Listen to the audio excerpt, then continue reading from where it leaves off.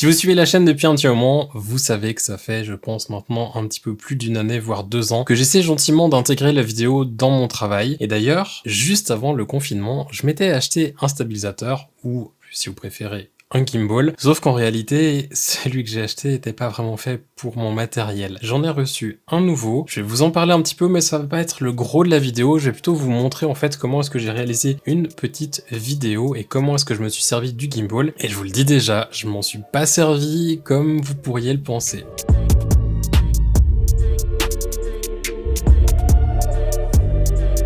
Yo les gars, j'espère que vous allez bien, on se retrouve pour une nouvelle vidéo aujourd'hui et on va parler de vidéos et pas de photos. Ça va changer du coup un petit peu de ce qu'il y a habituellement sur la chaîne. Le but aujourd'hui en fait c'est pas de vous faire une review matérielle, mon but est plutôt de vous parler en fait de comment est-ce que j'ai réalisé la vidéo que je vais vous montrer après, vous inquiétez pas. Je vais vous expliquer comment est-ce que j'ai procédé pour la créer du début jusqu'à la fin. Un petit peu comme j'avais fait avec les 10 jours d'e-shoot, mais en faisant le truc par après et pas pendant que je shootais, parce que du coup, eh bien le Z6 qui me filme maintenant, en fait, je l'utilisais avant pour faire la vidéo. Donc j'étais un petit peu embêté, je voulais pas faire une vidéo complètement dégueu à l'iPhone, donc je me suis dit qu'on allait le faire sous ce format, vous expliquer vraiment mon inspi, le matériel que j'ai utilisé, comment je l'ai utilisé, parler un petit peu du montage, et puis après, je vous donnerai tout à la fin un petit retour sur le gimbal que j'ai utilisé pour faire cette vidéo, si la partie matérielle vous intéresse. Avant d'aller plus loin dans la vidéo, oui, cette vidéo est plus ou moins sponsorisée parce que le gimbal que je vais utiliser m'a été envoyé. Zhiyun m'a envoyé le Weebill 2 en me demandant tout simplement de faire une vidéo et pas forcément de faire une review. Ils m'ont dit fais ce que t'as envie, si t'as envie de faire juste un behind the scenes où tu montres un petit peu comment tu utilises le truc et donner un petit retour, c'est cool. Si tu veux juste faire un behind the scenes où on voit quand tu l'utilises, c'est cool aussi. Fais ce que tu veux avec. Donc je me suis dit pourquoi pas. Et ça tombait d'ailleurs plutôt bien parce que il y a certaines vidéos que j'avais envie de faire avec des gimbals, sauf que celui que j'ai était clairement pas dimensionné pour mon Z6. Mais ça, on y revient tout à la fin quand on parlera du retour sur le Weebill. Pour qu'on puisse continuer à parler, j'arrête de vous teaser, je vous mets tout de suite la vidéo que j'ai réalisée aujourd'hui avec un parfum.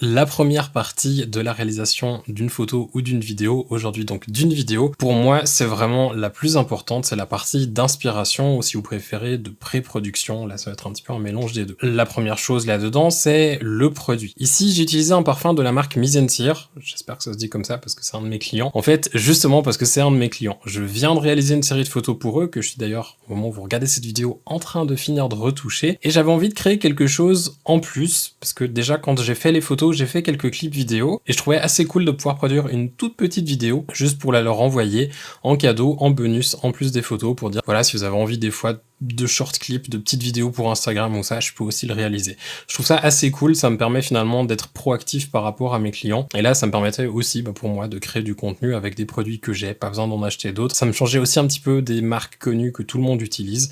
Donc voilà, pourquoi j'ai utilisé les parfums de Mizensir. Et si ça vous intéresse, si vous voulez voir les parfums et les autres produits qu'ils réalisent, je vous mettrai leur lien juste en dessous dans la description et ça vaut la peine. Perso, c'est une marque que j'ai découvert du coup cette année et que j'adore absolument. Leurs produits sont vraiment trop cool. Je vous laisse ça en description. En termes d'inspiration pour le côté image ou direction photographique, mon idée était d'avoir quelque chose qui reste quand même un petit peu en lien avec les photos que j'avais réalisées et donc de travailler avec une lumière qui était assez dure, qui rappelle le soleil et avec un set design qui était hyper basique, hyper minimaliste. Donc de me concentrer finalement sur le produit et pas forcément sur le set ou sur un truc qui était over the top. Vraiment rester sur du super simple. Quand je réalise une vidéo, un truc que j'ai pris l'habitude de faire, c'est de toujours commencer par chercher une musique. Je sais que beaucoup de vidéastes trouvent que c'est une très mauvaise manière de le faire, mais pour le genre de vidéo que je fais, qui est, enfin, c'est pas vraiment de la vidéo, mais des short clips, on va dire, je préfère appeler ça comme ça. Des vidéos vraiment très courtes comme ça, assez dynamiques, j'aime bien commencer par la musique. Donc là, je suis allé sur Artlist, j'ai cherché une musique, j'ai trouvé un truc que je trouvais assez chouette, qui correspondait pour moi à la marque. Quelque chose qui était assez classe, qui était quand même assez rythmé, et qui faisait pas trop moderne, mais qui en même temps faisait pas vieux. Enfin bref, quelque chose qui pour moi correspondait vraiment à la marque et à l'image que je trouve qu'elle dégage et que les photos que j'avais déjà fait pour eux aussi dégageaient. Je crois que ça se mariait bien et en plus il y avait un rythme qui était assez cool parce qu'on a au début de la musique une espèce de répétition d'un petit rythme.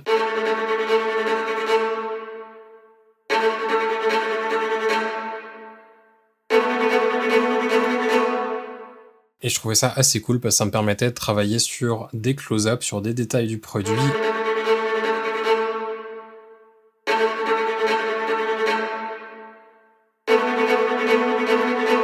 Et après, quand la musique part vraiment, de travailler sur un plan un petit peu plus long.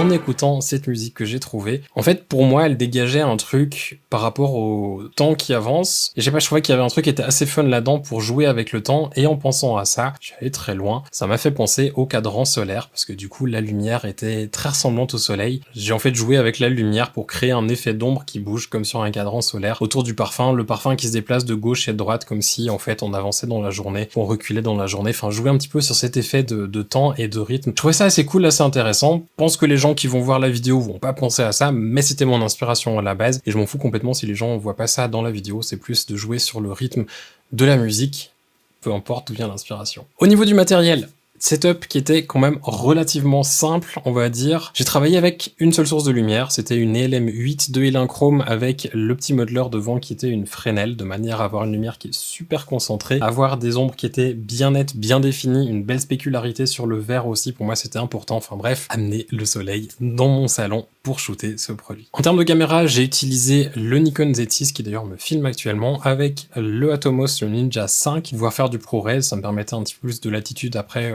en post-production pour le traitement. Je trouve que le rendu est généralement un petit peu mieux que si on filme avec le truc en interne. J'aurais pu filmer en N-Log, mais je trouve que le ProRes RAW est plus facile à traiter par après en post-production que le N-Log. Voilà donc pourquoi j'ai shooté en ProRes RAW. Autrement, j'ai utilisé la bague FTZ pour pouvoir mettre mon Sigma 105 macro dessus, qui est encore une monture F, j'ai pas le 105 macro de chez Nikon. Et la dernière chose, c'est le Weebill 2 de Zhiyun. Je pense que quand vous avez regardé la vidéo, vous êtes peut-être un petit peu demandé comment je l'avais utilisé. Parce que généralement, les gens qui utilisent un gimbal, ils l'utilisent à la main. Et vous savez, ils ont l'air très cons.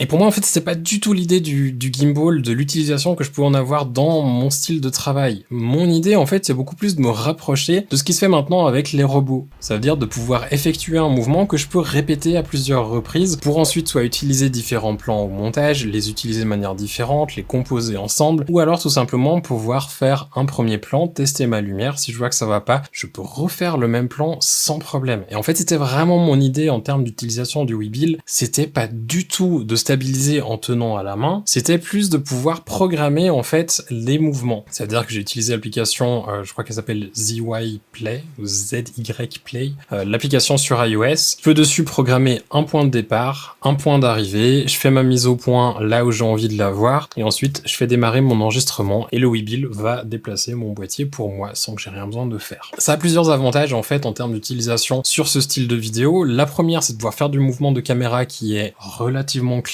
On n'a pas des mouvements dérangeants qu'on peut avoir à la main. Parce que quand on fait des produits, oui, dans certains cas, ça peut être chouette d'avoir un petit mouvement, mais quand on fait des trucs comme j'ai fait là, je pense que ça serait pas très clean. Et la stabilisation en post-prod, on le sait tous, c'est franchement pas l'idéal. Ça me permet donc d'avoir ces mouvements qui sont clean, qui en plus peuvent être répétés, parce qu'un truc que je fais très souvent, c'est de tenir ma lumière à la main et de la déplacer, comme je l'ai fait d'ailleurs là avec les parfums, pour avoir en fait l'ombre qui se déplace. J'ai bougé dans mon salon avec le trépied et ma lumière dessus à la main, et après même à la main, comme ça, direct en tenant la torche dans ma main. Et en fait, si je peux pas répéter le mouvement de caméra plusieurs fois, c'est très difficile d'avoir un plan qui est toujours le même. Et ça me permet aussi d'avoir un réel mouvement et pas d'aller recadrer dans ma vidéo et de faire un mouvement en post-production qui est aussi un petit peu moins naturel que s'il se fait au moment de la prise de vue. Alors là, j'avais le gimbal sur un trépied. Ce qui serait encore mieux, en vrai, ce serait de l'avoir sur un slider. Comme ça, je pourrais avoir mon slider et ensuite bouger vraiment l'appareil comme j'en ai envie, vraiment comme si c'était un robot. Enfin bref, on pourrait aller beaucoup plus loin encore, mais c'est plutôt cool de pouvoir faire ce genre de choses quand on est tout seul, parce que sinon, en fait, j'aurais le choix entre bouger mon appareil ou bouger ma lumière, que là, du coup, je peux faire les deux. Et l'autre chose que j'ai pensé, en fait, en faisant la vidéo, et je l'ai pas vraiment testé encore, mais ça va être quelque chose à tester, c'est qu'en fait, je me suis dit, mais si je peux stabiliser mon boîtier, en vrai, je pourrais aussi stabiliser ma lumière. Ce qui a absolument aucun sens et aucune utilité, à part de pouvoir programmer son mouvement. En fait, ce que je pourrais aussi faire, et je pense que je vais certainement le refaire dans une prochaine vidéo, en tout cas une vidéo pour moi, mais peut-être aussi sur YouTube, on verra, ce serait de mettre une lumière dessus, parce que genre les LM8, en vrai, elles doivent pas peser beaucoup plus lourd que mon Z6 avec le 105 macro. Je pourrais probablement mettre ma LM8 dessus et ensuite programmer le mouvement, et pouvoir peut-être faire certains trucs qui autrement seraient très compliqués à faire, parce que faire un mouvement quand on bouge le trépied à la main, ça va, le refaire 2 fois la même chose, c'est plutôt compliqué. C'est vraiment ce côté de répétition qu'on peut programmer, qu'on peut savoir et être sûr de ce qu'on va avoir qui m'intéressait avec le Zhiyun. Et c'est pour ça que je l'ai utilisé dans cette vidéo. Tous les clips que vous voyez dans la vidéo, que ce soit avec le bouchon où ça bouge dessus, avec la bouteille entière où ça passe par-dessus, avec l'étiquette, la partie où ça filme et puis qu'il y a la réfraction sur le papier, en fait la projection sur le papier. Pareil, c'est aussi avec le Webuild que je l'ai fait pour avoir vraiment un mouvement qui pouvait être clean, qui pouvait être net, et tout a été fait avec ça en fait. C'est pas du tout en post-production. Il y a un léger recadrage parce que du coup j'ai filmé horizontal et ensuite j'ai utilisé vertical, parce que pour le montage ça m'intéressait de pouvoir utiliser du vertical et je trouve que le montage est assez dynamique pour ça et que l'utilité finalement, ce que j'ai envie de délivrer c'était pour le client, avoir quelque chose qui puisse être utilisé sur des réseaux sociaux. Mais il n'y a pas de mouvement fait en post-production sur les clips, c'est juste un recadrage. Une autre utilisation que j'ai eu du Webuild, c'était en fait le jour où j'ai shooté les parfums, j'ai reçu le Webuild, donc ça tombait plutôt bien, et là j'ai quand même voulu m'amuser, c'est aussi pour ça que j'ai fait quelques clips, notamment le tout dernier de la vidéo, où vous voyez les parfums depuis dessus qui sont emboîtés les uns avec les autres. En fait, j'utilisais le Webuild en mode briefcase, c'est-à-dire avec la poignée qu'il y a derrière, en passant juste dessus, l'appareil à plat vers le bas, et passer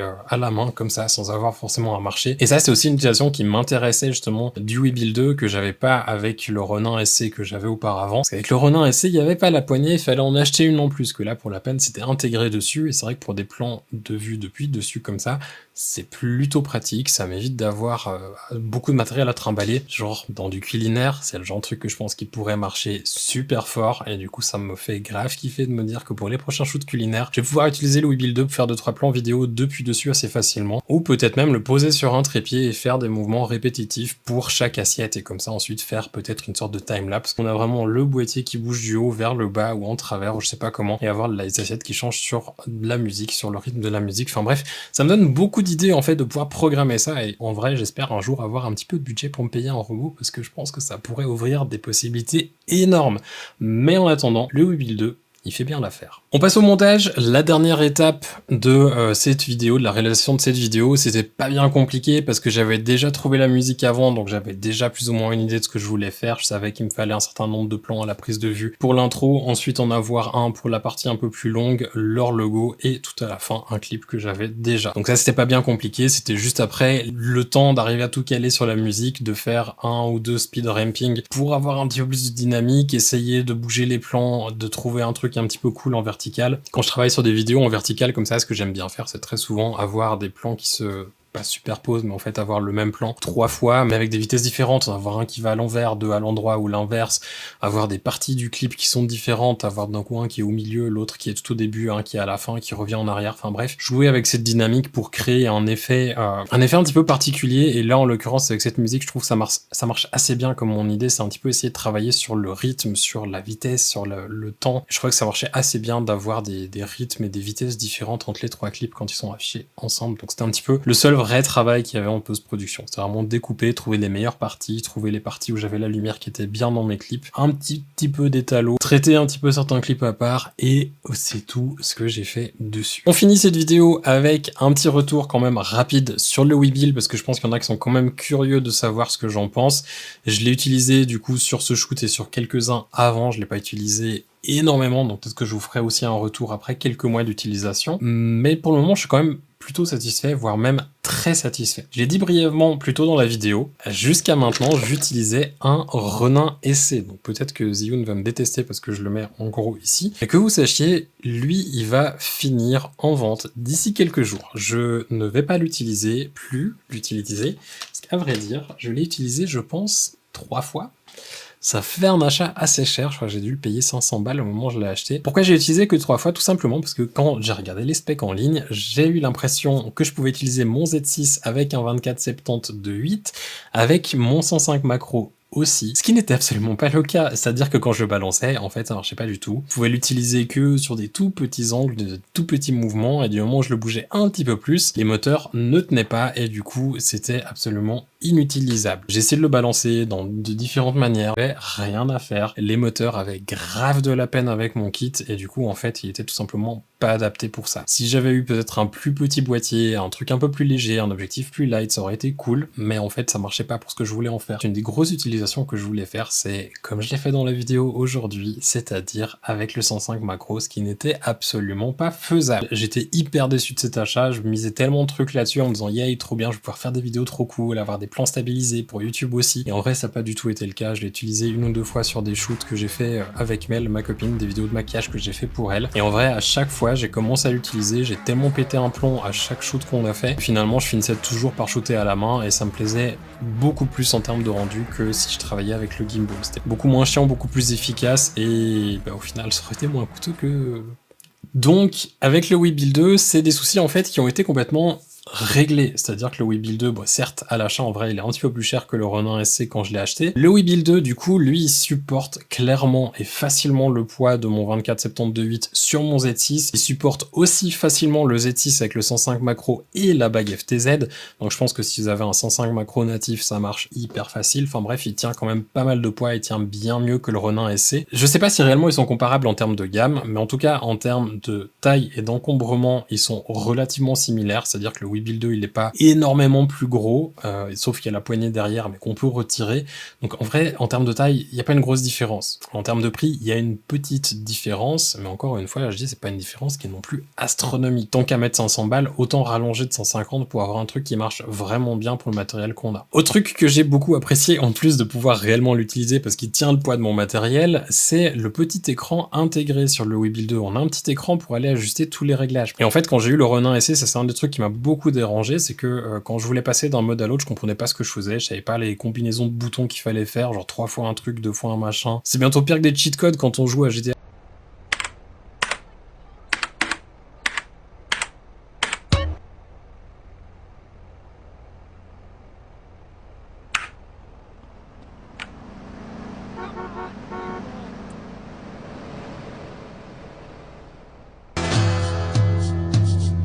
Détester ça, et là en vrai avec le Webuild 2 ce qui est trop bien c'est que si je veux changer de mode, genre je veux passer en mode vortex, le truc qui tourne comme ça, je prends mon petit écran, je vais taper dessus vortex machin, le truc il se met en route tout seul, j'ai rien d'autre à faire que ça. C'est tellement plus facile à utiliser. Si vous avez aussi fait la même expérience que moi, soit d'un gimbal pas assez puissant, soit d'un gimbal qui était chiant à configurer parce que vous n'avez pas du tout envie d'apprendre le mode d'emploi par cœur, franchement le Webuild 2 pour ça il fait grave l'affaire. Autre truc trop cool sur le Webuild 2, c'est, j'ai d'ailleurs déjà dit, le petit bras en plus qu'il y a derrière qui permet d'utiliser en mode briefcase. Alors, je sais pas si ça se dit comme ça en français, j'ai toujours vu des vidéos en anglais où on parlait du mode briefcase. C'est en fait de pouvoir le tenir depuis dessus à plat, comme si on avait une poignée sur le dessus de l'appareil. Du coup ça nous permet soit de filmer à la hauteur, par exemple, enfin la hauteur, filmer depuis plus bas, genre hauteur des pieds ou hauteur du bassin, ou alors de filmer simplement depuis dessus en top-down, comme j'utilise d'ailleurs beaucoup pour du produit ou du culinaire. C'est-à-dire que je peux prendre mon truc, le passer en dessus de la table sur laquelle je suis en train de shooter, et le plan est stabilisé, super facile à faire, c'est beaucoup plus stable que si je passe avec mon boîtier à bout de bras. Ça je trouve que c'est un truc qui est vraiment génial, en plus le bras se dévisse facilement et s'enlève facilement. On n'a pas besoin de dévisser l'autre extension qui se met sous